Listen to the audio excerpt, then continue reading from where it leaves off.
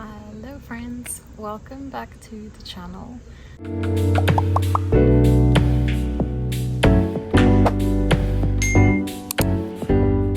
Today I'm doing a little Q&A slash get to know me a little bit better. I have a bunch of questions that you guys asked me on my Instagram, and yeah, let's get right into it. Firstly, I feel like I should give a little brief introduction to who I am. My name is Nianka. Oh my gosh, this feels so weird. Yeah, my name is Nianka. I am 24 and I'm gonna be turning 25 next year in March, which is crazy to think about actually. I graduated from university with my Bachelor of Arts in Interior Architecture, and that was a 4-year degree, and I graduated in June. I think I just said that, but yeah, I did my first year online because it was the pandemic, and then the next 3 years I did at my university, which was in Cyprus. And yeah, I've been home for the last few months, and yeah, just trying to figure everything out, trying to see what I want to do with my future, and I have some plans moving forward, but we'll get into those at a later stage, because I got like quite a few questions also here about what's happening now after uni. Yeah, my dad is from Ivory Coast, my mom is from South Africa. She was born in Cape Town, but she lived in Zambia for like 17 years, and Eswatini, and also Botswana. And my dad is from Ivory Coast, but then he went to university in the States, and then he moved to South Africa, and I'm pretty sure he's been here for like the last 30 something years. But yeah, I've lived in South Africa basically my whole life, besides the last 3 years. And then also when I was much younger, I lived in Zim for 3 years, which honestly, I had the best childhood there. And yeah, that was a lovely time. Yeah, I have 2 sisters. I'm the middle child. I have my lovely baby child, love of my life, Mordecai, is my dog. And we also have another beautiful sweetheart doggy called Ruby. We used to have more dogs, but they've passed away sadly over the years. I'm an animal lover. I am vegetarian. Yeah, I think that's a pretty good start to knowing me. I also... what are these bugs?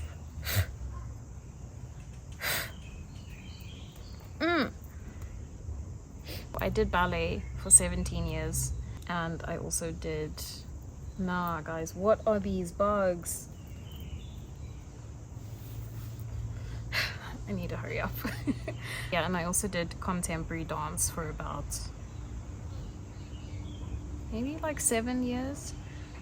Yeah, dance was like a really big part of my identity growing up. Like I did sports in primary school, but for the most of high school and literally my whole schooling career, I was just always in ballet or always in contemporary classes.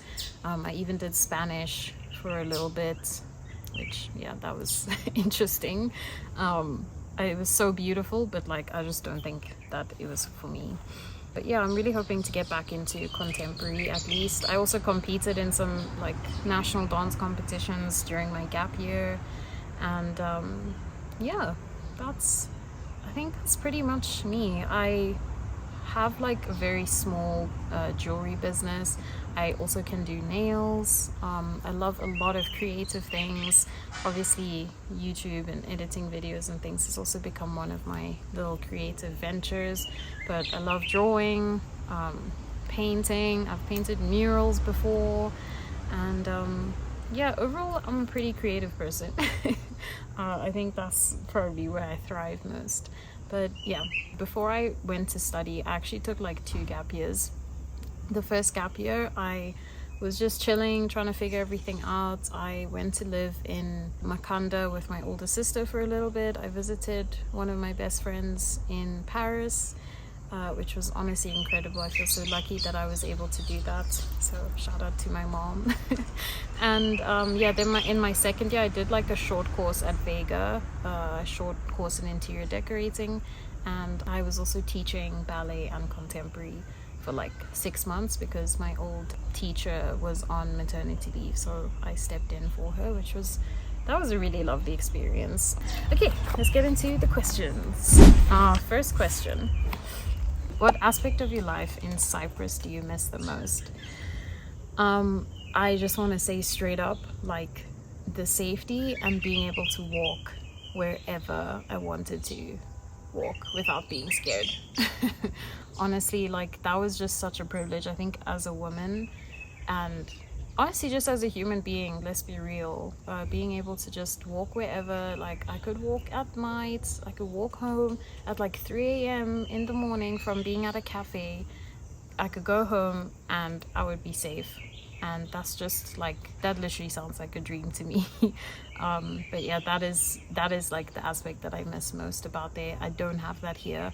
If I want to go somewhere, even if it's super close, even if it's like 2 or 3 roads down, like, I have to go in a car because it's just not safe, which is just very sad and frustrating.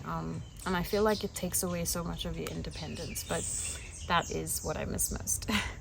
Okay, question number 2: pineapple on pizza or nah? And then in brackets, they said, it doesn't matter, I'm getting us some. That's my boyfriend. And I would say no, but when I was younger, I used to love, like, I think it was ham and pineapple on pizza that we used to get at like Spur for people's parties. That was always what I used to get. But now I don't know, I haven't tried it now, but I just don't see myself ordering that. But you never know, never say never. Third question is: what is something childish that you still do?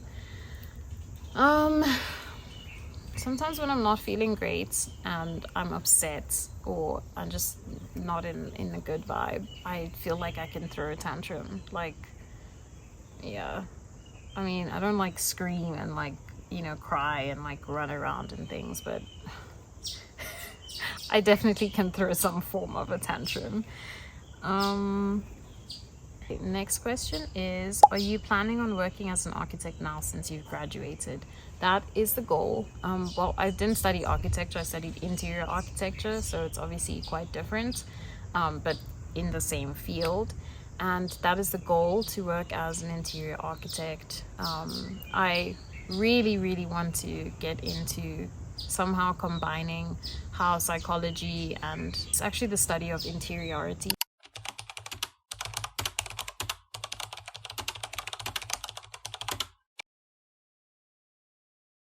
So how, you feel in a space, how that affects you, how a well-designed space can make you feel better, how it can make you more productive, how it can affect your behavior, your mood, your energy, all of those things. So that's really what I'm interested in. And yeah, it's kind of like Feng Shui, Vastu Vidya, and just like understanding how space affects us. And I also really want to make design accessible to people of just all backgrounds, people from all over the world. I think that, yeah, that's a chat for another time, I think. But I do feel like design and architecture has become this, in certain places, I think especially in South Africa, it's this very elitist, exclusive thing.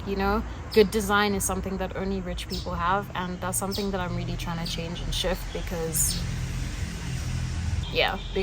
I think the built environment is super important. Human settlements are really important, and how we can make good design accessible is just something that I'm really trying to work on, and also how that good design can impact people's lives positively.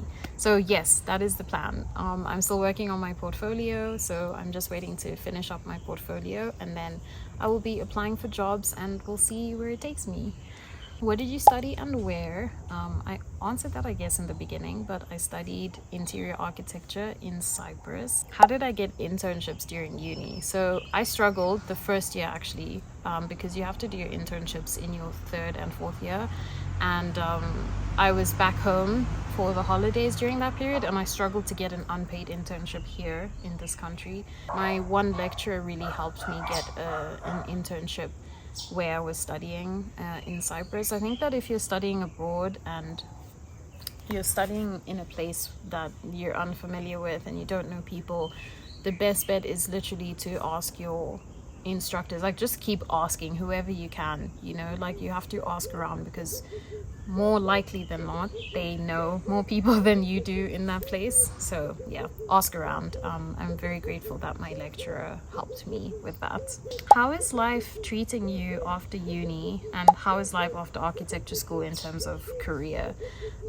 So in terms of career, I've kind of been freelancing. I did a few freelancing gigs when I first came back, which was fun, and it was a great experience, but it was also very stressful because there was a very short time frame that I had to deliver. But that was great, and since then I've kind of just been working on my portfolio. What I'm doing is I'm repeating some of my projects that I did in university, like with my developed skills and knowledge on things, and yeah, that's taking a bit of time, but we will get there. And yeah, life after university has been very interesting. I think that I am the kind of person who, I like to be busy, I like to be doing things. I think sometimes I struggle to sit still, which is something I'm working on, because I think that is important, to be able to just sit still. Yeah, it's been lovely being home with my family and seeing my friends and spending time with the dogs and just enjoying summer as well. And yeah, it's you know, you come home like a different person basically, you know, after being away for 3 years. So that's also like an interesting dynamic shift, you know. Everybody kind of has to get to know each other again, and also for me, like it's quite an intense shock, like going from being very independent, living in another country, earning, you know, a consistent salary, and having like that routine with university and exams and all of that stuff, to coming home and not having that routine, and also just having to like adjust to everything that's going on. Like so many changes have happened in my life, so I've also just been taking it easy. I've like struggled also a bit with my mental health, just because it has been like a whirlwind of changes and adjustments to make. And yeah, I think one thing that I've really struggled with is going from having so much independence to not really having that independence anymore. But we're working on it, and we're gonna get back there because I think I thrive on being super independent and like having my own money, and having a routine and being busy and working towards my goals and things like that. So yeah. As a first year looking to move to Cyprus for uni, what advice would you give me? I would say firstly that you need to do a lot of research into like why you want to go to Cyprus to study there, if that is the best place for you. I think that there are some really wonderful aspects to Cyprus, like the nature. I've really met some wonderful people there, the safety, and yeah, just like literally the land is, it's so beautiful, like the sea, the mountains, and the farmlands as well.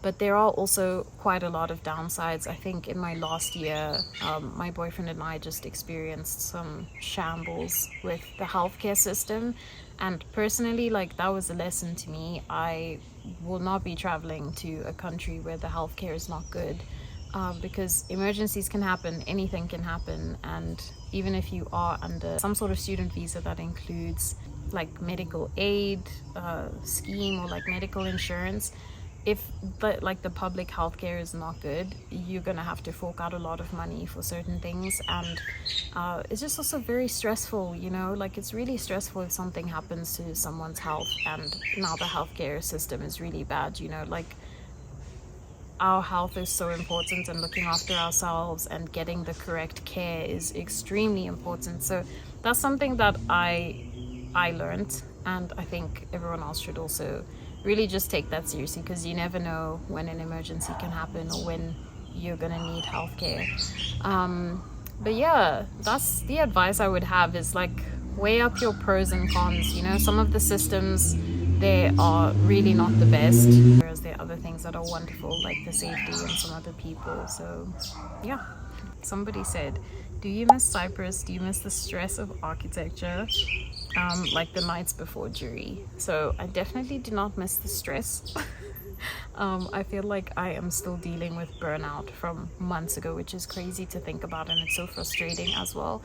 But I think after 4 years of just pushing myself so hard and like working so hard every semester, like I was always so exhausted at the end of it. And I still feel like I'm struggling with a bit of burnout now. But yeah, so I don't miss the stress. I do miss the routine of sorry. I do miss the routine of going to university and yeah, just having that thing to work towards. I miss my lecturers, and I miss the energy, you know, like there was a good energy, I think, with our year and like in the faculty, and I definitely do miss that, and I miss the safety of Cyprus. What is something you've learned since returning home after being away for 3 years? My mom asked me that question, and I think the first thing is that you have to learn how to be still.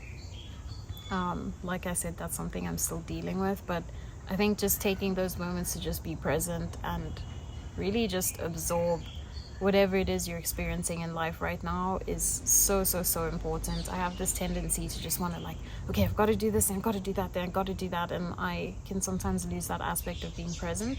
So yeah, I would definitely say learning how to sit still.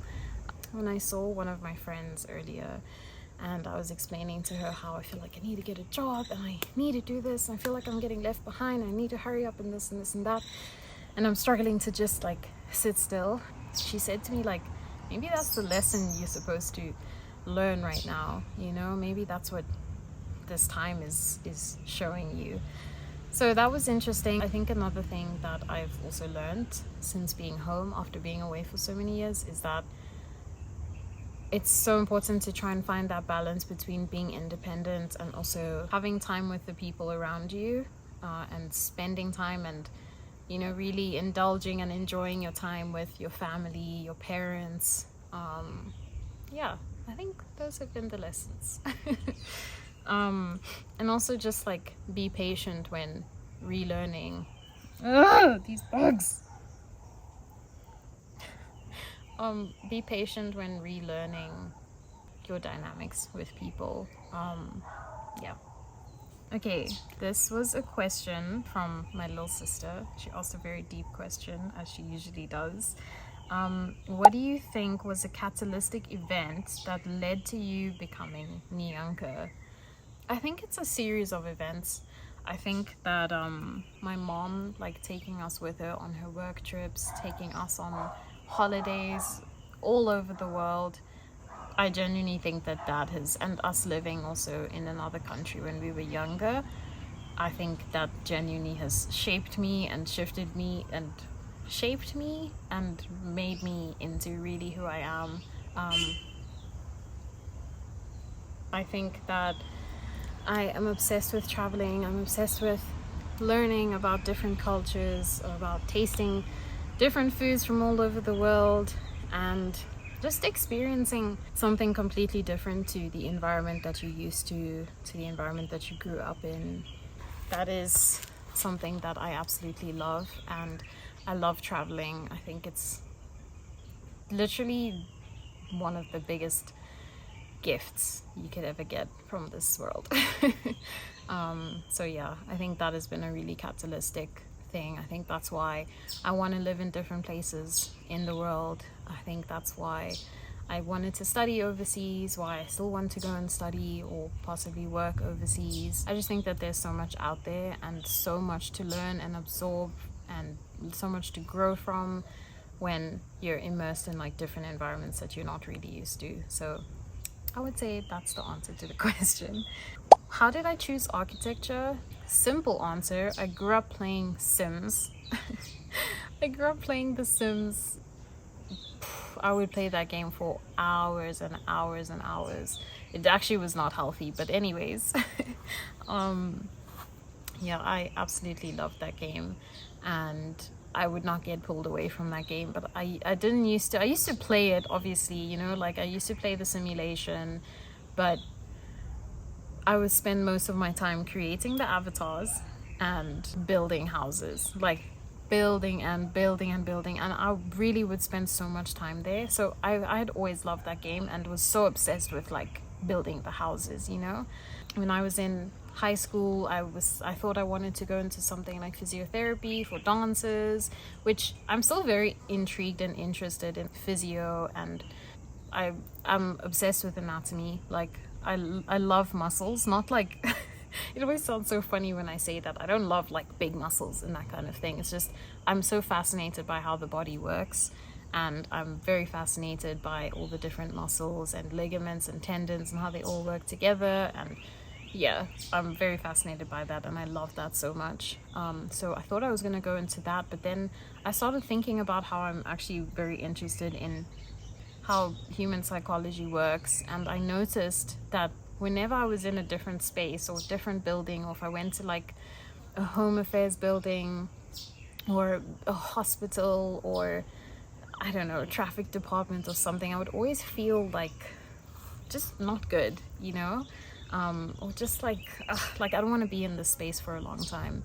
But when I went to some of my friends' houses, or when I was in a park, or just when I was in a space that was designed well, or a home that had a lot of good energies in it, I felt so good, and I took note of that, and that's why I want to get into how our psychology and how the psyche of human beings is affected by the built environment and spaces. So yeah, that's how I decided that. How am I dealing with long distance? That's a nice question. Long distance is very hard. If you guys don't know, I recently just celebrated 3 years with my boyfriend, and we have done long distance like 3 times, I think. Yeah, this is the third time we're doing long distance. The first 11 months of our relationship was long distance, which is crazy to say, but anyways, yeah. And then last year when I came back home for the holiday, we were long distance for like 2 months, and now we've been long distance for almost 6 months, which is so wild to me as well. Yo, I actually can't believe that. Oh. Yo. Yeah, so we were long distance for the first 11 months of our relationship, and then we lived together for 2 years, which was honestly incredible. And I'm so lucky that we had a positive experience living together, because I know sometimes couples get together and they live together and that's like the deal breaker for them. But yeah, firstly, long distance is very tough. It requires a lot more energy, a lot more effort, a lot more intentionality. It requires patience. It requires an extreme amounts of communication, of vulnerability, of willingness, of determination. Like there's so many things that you need to try and lock in to make sure that you're gonna have a long distance relationship that thrives. It's really challenging, to be very honest with you. Like I miss my boyfriend so much. Yeah, this is getting deep now. I miss my boyfriend so much. And you know, a long distance relationship is so different to when you are in person, because it requires that like much more energy and effort. Like I said, you know, you can't just, if you're having some sort of squabble or a little fight or something, you can't just like console someone and give them a hug, or just like touch their arm or their leg or shoulder and just give them that physical reassurance. Like everything has to be communicated, and you have to be so aware of your tone and how you're speaking to someone, because everything can just get misconstrued also over the phone, over a call, over a video call. It's just not the same. But I do feel like if you are very committed to someone, if you are so in love with someone and you believe that you guys have something extremely special, I definitely think that it's so worth it. Because as much as it is really difficult, I think that the rewards are so beneficial. I think that when you're on long distance, you have to get to different like layers of depth with your person, because you basically just can't chat to each other, you know, you just talk. That's all you can do, really, you know. So that like brings about a different level of vulnerability, a different level of depth with your partner, different, like a deeper level of love. So I think that it's worth it if, yeah, it's worth it. Oh, such a pretty bird. Oh my gosh. It has like, oh my gosh, it's like head is blue and it's has this long brown tail and the body's also brown. I'm gonna find what bird that is, and I'm gonna insert a little picture here. But oh yeah, if you believe that you have an extremely strong connection with someone and you're both willing to work in that relationship and put in the effort and be patient and, you know, be willing to like grow and learn and be willing to fail and work back up towards things again, I think it's definitely worth it. But you definitely need to have the energy for it, and you need to be strong, because it's rough, it is hard. I mean, it's also different seeing somebody every, let's just say, I don't know, every 2 weeks. You know, some people are in long distance relationships where they see each other every 2 weeks, versus right now, like me and my boyfriend not having seen each other in almost 6 months. Like, these are also two very different things that you're talking about there, and I think everybody also just has to figure out like what's gonna work for them and what's not gonna work for them. And yeah, I think also that's a conversation as well that people need to have with their partners. But as much as it is difficult, I think it's worth it. I think I've been struggling because I miss my boyfriend, and hopefully I'll see him soon. Hopefully. I just keep reminding myself that it's all gonna be worth it, and we're gonna see each other soon. And we'll get to spend a lot of time with each other when we do see each other. So yeah, that's how I'm dealing with distance. Honestly, right now, it's not a good time. I'm not enjoying it, but I know it's worth it. And yeah, I'm just trying to stay strong and hopeful for seeing him soon. Yeah, I just checked my Instagram now, and there were some new questions that came in because I put another story box there like maybe 2 hours ago now. The one question was, how did I find my aesthetic? I think it was something about how I found my aesthetic. I can't remember them all now, and I'm filming on my phone, so I can't check them, but I'll put the question up here. I'm not so sure. I think it's just been influenced by the things that I find like beautiful, and design and nature. Righty, birds. I mean, I'm in their home, lol. Just things that I find beautiful. I think I'm attracted to a lot of nature and warmth, and yeah, genuinely I think I would say that, and good design, you know, like something that just looks appealing and warm and wholesome to me. I think also a lot of the things that I post are just like random bits of my life and me, and I think I try and be as unfiltered as possible with the things that I post, or my aesthetic. I post things that I like. I take pictures of things that I love. Yeah, to be honest, I am a little bit like, I can be a little bit all over the place sometimes, and I can be a bit unorganized at times, and I think my aesthetic kind of it fits into that, but I don't feel like I have one type of aesthetic. I don't know, maybe I do. I think I just try and capture things for what they are in my life, and I just try and keep things as raw as possible. Yeah, then another question was, what are my phobias? Honestly, I genuinely think I have a phobia of crocodiles. Oh, I'm not afraid of snakes or spiders, but crocodiles, like, there's just no way you're gonna survive being in the water with a croc. You know what I'm saying? Like, a snake could probably try and run away from you. A spider also. Heights, I think I can feel a little bit like you know, with heights, but I'm not like terrified. And I think one thing that I actually am afraid of is not being able to like give back to my parents in time, if that makes sense. Other question was, what have I learned this last half a year? I think one thing that I really have learned is that you need to be solid within yourself, and you need to be strong and confident, and you need to trust yourself.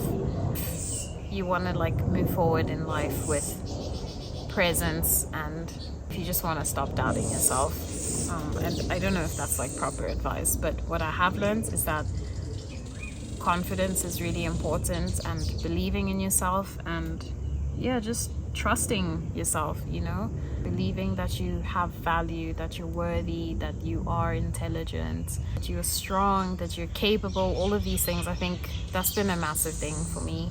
And I think my confidence has really improved, which is incredible. In high school, I had a really low sense of self-worth, which is very sad, but I think I did. And not I think I did, I know I did. I know I did. I've been working very hard personally, in therapy. I have chats with my family, with my boyfriend about these kinds of things. And yeah, I think just like trusting yourself and believing in yourself is really, really important. And yeah, that's a big thing I'm learning still. The other question was, if I could study any other degree, what would it be? As I've said earlier, possibly physiotherapy, but psychology was also up there, which is also still up there. I might do my master's in psychology, and possibly architecture also. I know like I did interior, but yeah, physiotherapy, architecture, psychology. Maybe I would have gone into dance studies as well. Who knows? I think I am still pretty young and I'm still figuring everything out, so we shall see what direction my life goes into. So I just went back to see the full question and I realized that I didn't answer the second part of the question. So the question was, what's the story behind your aesthetic and how did you find yourself? And I think I answered the first part, but how did I find myself? I think it's been a combination of going through some challenging moments in life. It has been a combination of being in therapy for like 7 years, maybe 6 years, which is crazy to think about also. That's been like on and off. I've been consistently in therapy for the last 6 years, which has really been incredible. I think that if anybody has the privilege and opportunity to go for therapy, you really should do it, even if you feel like you don't have issues or you're not really troubled. I think just speaking to somebody who's unbiased, it's an incredible thing. It's a different kind of advice and different kind of guidance and being pushed in certain directions that you don't get from the people that are around you. Or maybe you do, but I do think that it's an incredible way to learn about yourself. And I think that honestly therapy has changed who I am as a person for the better. It's been incredible. So yeah, therapy, doing my own self development and learning, and I always try and learn something new. I always try and understand myself better. I do a lot of introspection, and yeah, I think also just like pouring in a lot of love into yourself, because I always think that if you pour a lot of love into yourself and you work on yourself a lot, you're able to share that wonderful self with others as well, and you can show up as a wonderful version of yourself too, which you don't have to always show up as a wonderful version, but I feel like you're able to support others more, you're able to help people, you're able to love people more when you are that like elevated version of yourself. And yeah, I think that's what I would say. Those are the questions. That's that. And I hope you guys enjoyed this. I feel like I spoke for way longer than I thought I was going to, but anyways, I might do another Q&A at a later stage. That's if people have more questions. If you guys have more questions, like please put them down in the comments. I will answer them and we can chat down there. And yeah, that's that. Thanks for watching and thank you so much. I'm always so grateful that people actually take time out of their days to watch my things. And even if it's like you're watching something in the background, like that's so cool that you chose my video to like keep you company. And I really appreciate it. And yeah, I hope you keep enjoying the content that I'm making. And future Nyanka, I also hope that you enjoy watching this video when you do watch it. And remember that you are competent You are strong, you're capable, and you are worthy. Yes. Thank you so much for watching, guys. Bye.